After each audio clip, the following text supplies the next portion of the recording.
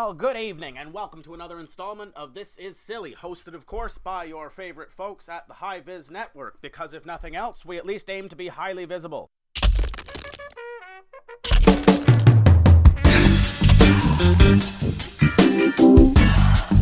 So anyway, folks, my socks are wet, and I've just finished feeding the dog, and today has been an incredibly silly day.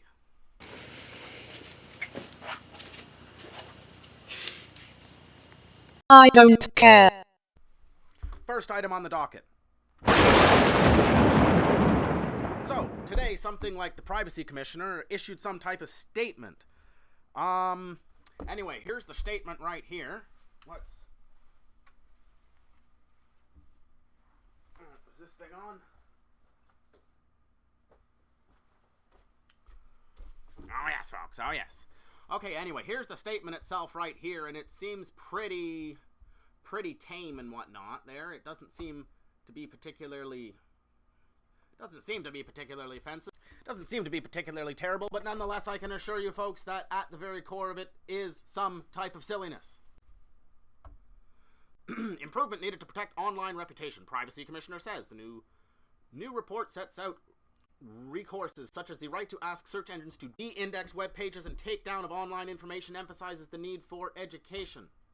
Canadians need better tools to help them protect their online reputation, says a new report by the Office of the Privacy Commissioner of Canada. The report highlights measures such as the right to ask search engines to de-index web pages that contain inaccurate, incomplete, or outdated information, removal or amendment of the information at the source, and education to help develop responsible, informed online citizens. Right. There's little more precious than our reputation, but protecting reputation is increasingly difficult in the digital age, where so much about us is systematically indexed, accessed, and shared with just a few keystrokes. Online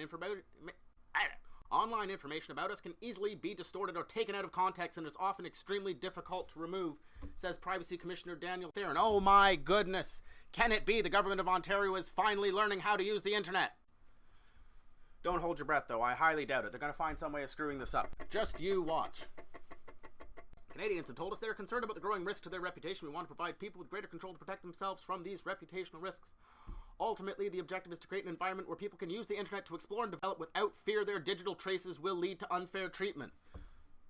Unfair treatment? You mean like targeting conservatives on the internet for the last forever?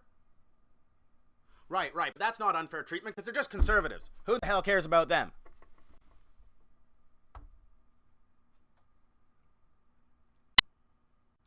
Anyway, it goes on and goes on. All these considerations need to be balanced with other important values such as freedom of expression and public interest. Freedom of expression? Who wants that? My goodness. It's not like, you post something on the internet and it's like everyone can see it or something. Who'da thunk it? Come on, literally this is written on boxes of cereal and packs of matches by this point. It's such common knowledge. But no. The government of Canada's got to try to make it into some kind of law. Okay. Right. There are a number of circumstances which could potentially be the subjects of de-indexing or takedown requests. For example, an adult may feel their reputation is harmed by controversial views they held as a teenager or posted online. You mean your reputation could be harmed by posting controversial views on the internet? It is impossible. Poppycock! We want young Canadians to develop into good online citizens, Commissioner Theron says. Youth need technical knowledge to protect themselves along with a strong understanding of how to act responsibly online and why it's important. But the youth are the ones with the idea of how to act strongly and responsibly on the internet. It's all the old folks that don't get it. I get it. Other proposed solutions focus on educating all Canadians about available mechanisms to control reputation, such as through website privacy settings and other emergency privacy-enhancing technologies. The OPC has also committed to proactively addressing systemic and/or sector-wide problems related to online reputation, for instance, where vulnerable groups are concerned, and to encourage research, development, and adoption of new solutions for protecting online information, in part through its contributions program. However, the thing that I find silly about this is all day today on the radio, what is being pushed is a paraphrased version of this. They say that the Privacy Commissioner's basic statement is that when one becomes age of majority, one should be able to remove entirely one's online presence. And combined with this, type of information about de-indexing things there, you start to get a kind of a picture which sounds a little bit like a kind of a conspiracy theory. I don't have to take this treatment. The example that they pushed through these strange conversations on, again, most of the radio stations that are available to someone living in southern Ontario, the example that they used was, what if, for instance, someone's parents have posted naked pictures of them online, and when they become age of majority, they would like to remove such pictures? What the hell? Frankly, if your parents have posted naked pictures of you online, you should probably go ahead and get new parents. What the hell? What the hell? Does it take a crazy person to say, public service announcement? Okay, fine. If I gotta be the one to say it, fine. Parents, here's a public service announcement. Please don't post naked pictures of your children on the internet. My God, it's like I'm taking fucking crazy pills. I worry about you constantly. What worries us about this here at the High Biz Network? Well, it sets a dangerous precedent, because if one can control all of one's online content from one source, or if all of one's online content is controllable from one point on the internet through this process of blacklisting, shadow banning, de-indexing,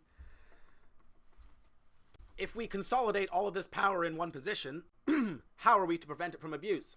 How are we to prevent such a service from falling into the wrong hands and potentially helping dangerous and crazy people cover up their tracks or cover up controversial statements they might have made at one point there, to which they would no longer like to be held accountable? Well, frankly, that's the entire purpose of the internet. The internet hates you. Or I would like to add, what in the heck would the mainstream media ever do without this wonderful ability to drudge up irrelevant shit from people's pasts from a long time ago? What about the next time you want to attack some kind of conservative and you got to dig 4 or 5 years back to find one statement they made in a YouTube video? What then? What then? What then? The internet hate machine will still work. Just not the mainstream media shitstorm. But anyway, you know what? You mainstream media peoples, you can do whatever you want there. This is dangerous and it is silly.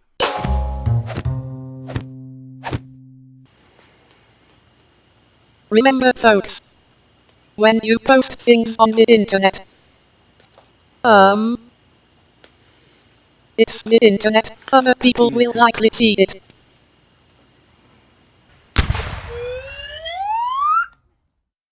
Up on the docket.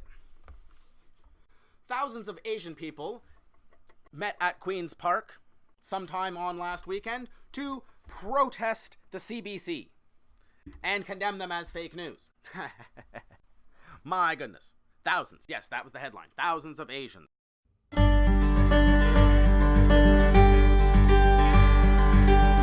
Well, folks, I'm glad the mainstream is finally catching up on this.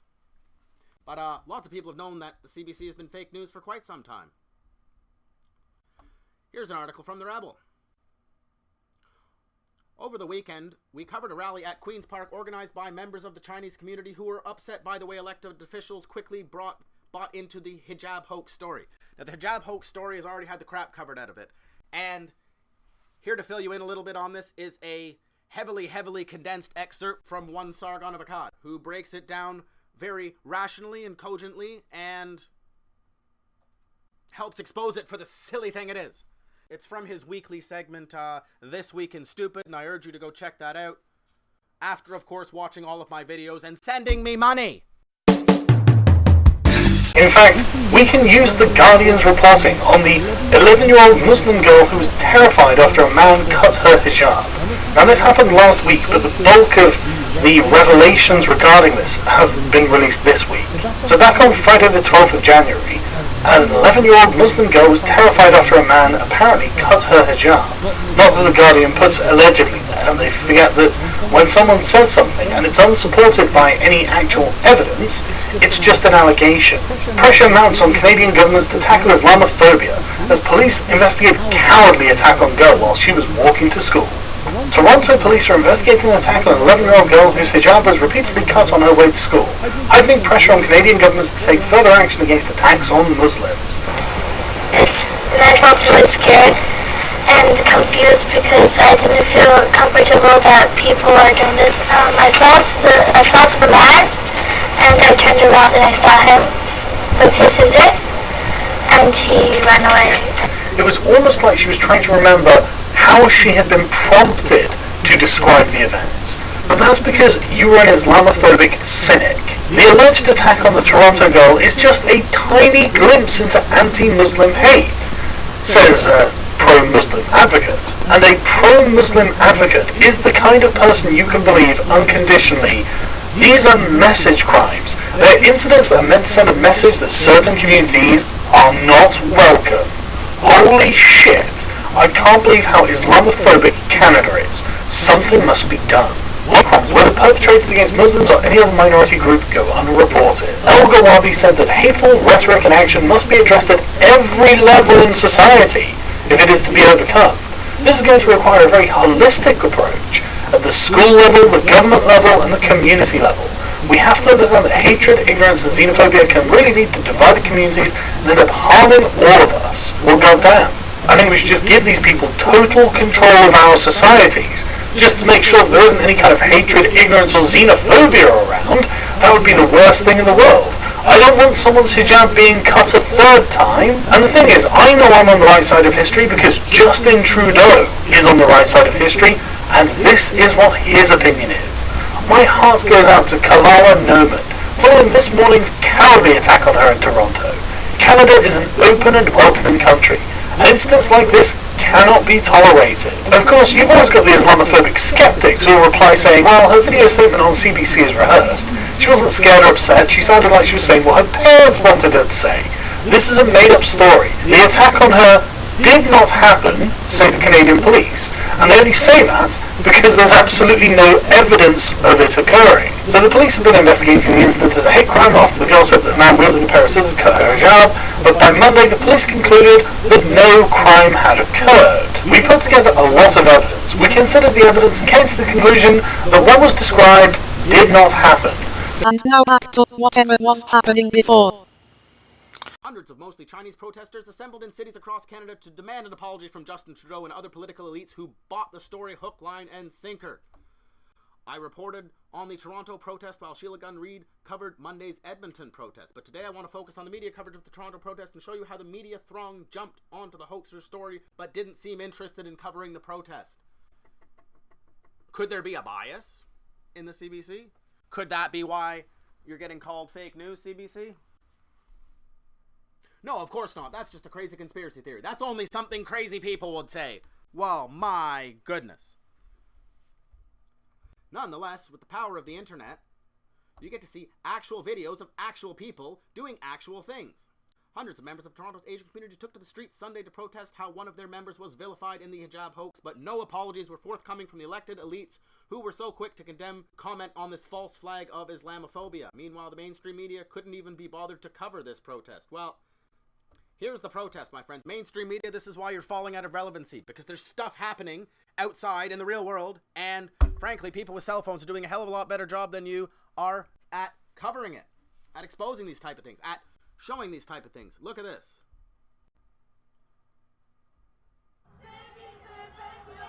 Rebel Media, real news!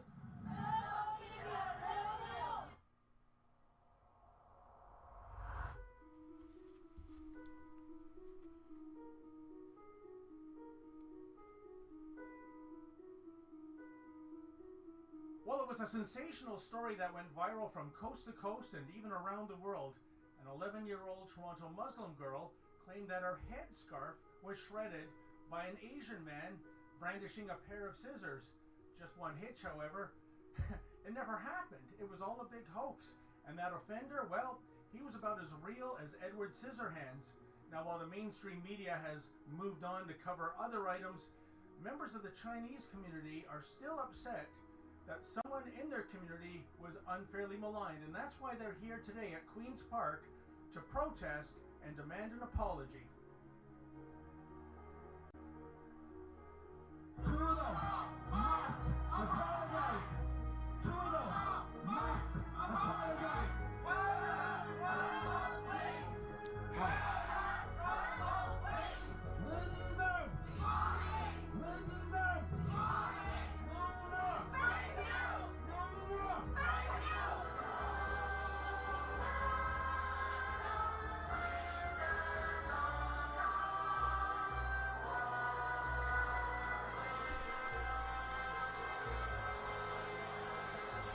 was... I have to say, sometimes it brings tears to my eyes when real Canadians come together about real issues involving real people and stand up for Canadian values. We need a heck of a lot more of this.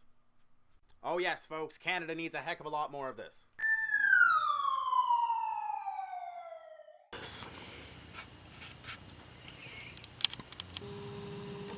In conclusion, the internet helps us determine who's making shit up.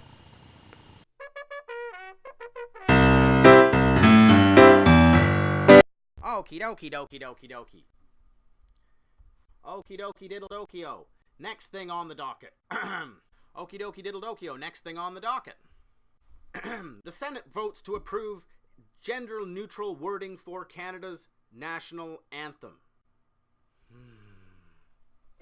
You know, I'm sure this is kind of silly in and of itself, but this harkens me back to my days in grade school when first we used to sing the national anthem, and then we would just have to listen to the national anthem, or we got to listen to the national anthem of this wonderful and glorious nation in which we live. And there was a big controversy over saying, "God keep our land." That's how the song was written. It was written in 1887 or something like this. That's how the song was written. I personally didn't want to sing that. And so what I had decided to do before I had found a greater appreciation for God and country was I just simply wouldn't sing that part. Because I realized that it was me being personally offended over a song. But no. The progressive attack machine has just got to go after every single thing they don't want. And now we want to change in all our sons' command to something else. The Senate has passed a bill to make the national anthem more gender neutral, fulfilling the dying wish of a Liberal MP, Maurice Bélanger. I'm deeply saddened that Maurice Bélanger, whoever this is dying or was dying or has died, and I'm just about as equally sad that she is a Liberal MP. But nonetheless, just because somebody has passed recently does not validate their political opinion. Like, folks, for instance, if sometime during this newscast I was diagnosed with something, would that validate everything that I had said previously? Would this validate my agenda? Would this make me more righteous? I highly doubt it, and I bloody hope not. Seeking validity from this would make you look silly. But on mainstream media, it does. This is why I am not mainstream media. The Senate has given its final approval to the legislation which would change the second line of the anthem from "in all thy sons" command to "in all of us" command. Legislation now only requires formal royal assent before it becomes law. Come on, Queen! Don't approve this kind of nonsense. Don't tell me you're infected by the social justice too. Please strike this type of stuff down. Governor General, please don't do this. Stop piddling with the national anthem. See, here's the CBCBC's take on this type of thing. Senate bill passes to make O Canada lyrics gender neutral. I believe the Canadian public wanted a say in our national anthem. Conservative Senator Don Plett says, well, yes, we would like a bit of a say when they're going to change our bloody national anthem. Yes. Actually, I find that a perfectly reasonable thing to suggest, even though I'm wearing such a hat. Oh, very, very happy. The Senate passed a bill that renders the national anthem gender neutral Wednesday despite the entrenched opposition of some conservative senators. I believe it's probably the deeply entrenched opposition of all conservative senators. At least I bloody hope so. The House of Commons overwhelmingly passed a private member's bill in 2016 that would alter the national anthem by replacing "all thy sons" command with "in all of us" command as part of a push to strike gendered language from O Canada. The bill was first introduced by Liberal MP Maurice Bélanger, who died in 2016. It now must receive royal assent by the Governor General before it officially becomes law. Very, very happy. Independent Ontario Senator Frances Lankin, the bill's sponsor in the upper house, said she was elated after the bill's passage. Well, no shit. She pushed a bill through Parliament, and she's elated. But nonetheless, I digress. I'm very, very happy. There's been 30 years plus of activity trying to make our national anthem, this important thing about our country, inclusive to all of us. It's inclusive to anyone in Canada who wants to sing the Canadian national anthem. That's about as bloody as inclusive as it gets. Changing the anthem every time someone has a problem with it, however, is very divisive. Independent Quebec Senator Chantal Petitclerc a former para-Olympian who has been awarded 14 gold medals for wheelchair racing. Yes, that's good credentials. Yes, great. I'm proud of you for winning this, but this does not validate your political opinion. Said she was jealous of those athletes headed to Pyeongchang for the Winter Games, as they will finally be able to sing a gender-neutral anthem, an option that wasn't open to her when she competed internationally in the 1990s and early 2000s. Right. This marred her entire experience of competing and winning in the Olympics. Of course, it just totally invalidates the whole thing if you gotta say one or two words in the national anthem. And personally, maybe not singing that part. You want to make a national issue of it? I had the privilege to be on the podium many times, and I never had the chance to sing In All of Us Command. In fact, every single time she was on the podium, she had the chance to sing In All of Us Command, because absolutely nobody would have bloody heard her. I can only imagine what they'll feel when they're on the step of that podium. It's an amazing moment. They might feel that the integrity of the social fabric of our country has been slightly compromised by progressive people updating the bloody national anthem. That's a valid opinion that some of these people might in fact hold. We're not sure. We can't be sure until they come forth with their opinions. Lancaster's efforts to bill passed were stymied by some conservative senators who thought Parliament had no business tinkering with the words of a song written by a man long dead.